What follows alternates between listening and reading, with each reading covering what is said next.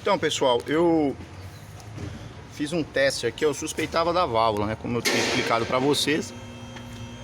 Aí eu fiz um teste aqui que foi bem conclusivo. Eu retirei essa tampa aqui, ó. Quando eu retirei, eu pude notar que o diafragma estava rompido.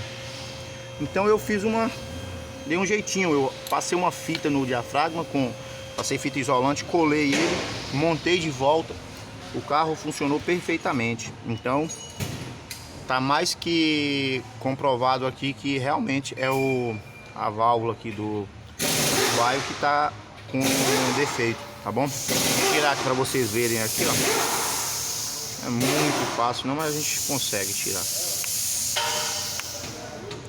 Aí eu não sei se vende essa válvula aí fora, né? Mas se vender só ela, dá pra ter uma grande economia aí, porque creio eu que essa tampa seja cara, viu? Olha o que eu fiz aí, eu peguei, passei fita isolante aqui, ó. Aí matou o problema, tá?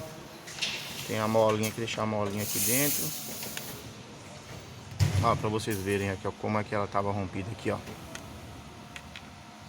Aí, ó. Não sei se vocês vão ver aqui, ó. Tá vendo aqui, ó, que ela tá rasgada aqui, ó. Tá vendo aí, ó, rasgada? Aí eu passei a fita e o carro ficou funcionando bom. Tá vendo? É isso aí. Eu vou passar pro cliente, eu vou ver se eu encontro esse diafragma aqui. Mas se eu não encontrar, ele vai ter que trocar a tampa completa, tá bom?